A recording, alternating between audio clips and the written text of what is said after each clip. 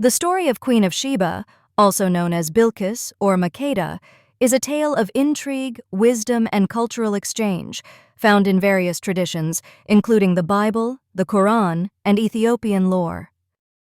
The story begins with Prophet Solomon, Suleiman, while inspecting his troops, notices that the hoopoe bird is absent and expresses displeasure. When the bird returns, it explains its absence, bringing news of a remarkable kingdom ruled by a woman. The bird describes her kingdom as wealthy and powerful, and it highlights her magnificent throne. However, the hoopoe notes a critical issue. The queen and her people worship the sun instead of God, demonstrating their lack of true guidance.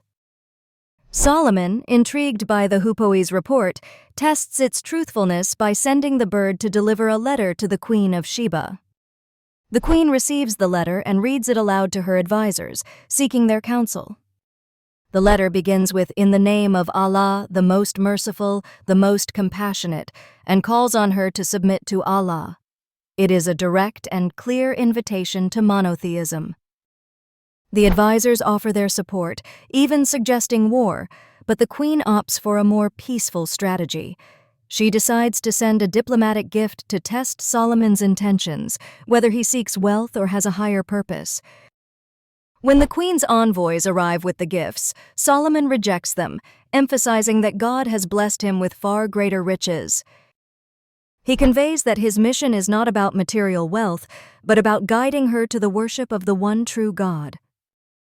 Solomon sent back her messengers with a firm response, warning her that he would approach with forces they cannot resist, and will drive them out from there in humiliation, and they will be debased. Before the queen's arrival, Solomon seeks to demonstrate God's greatness. He asks his assembly who can bring the queen's throne to him. A strong jinn offers to bring it before Solomon can rise from his place, but another individual, described as having knowledge from the book, says he can bring it in the blink of an eye. With Allah's permission, the throne appears instantly in Solomon's court. This act showcases God's power and Solomon's divinely granted wisdom. When the queen arrives, she is shown the altered throne. She acknowledges its resemblance to her own, demonstrating her intelligence and humility.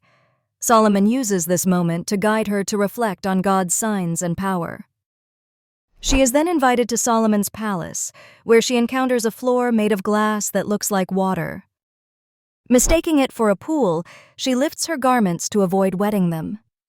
When Solomon explains the illusion, she is amazed and humbled. This moment symbolizes her realization of God's greatness.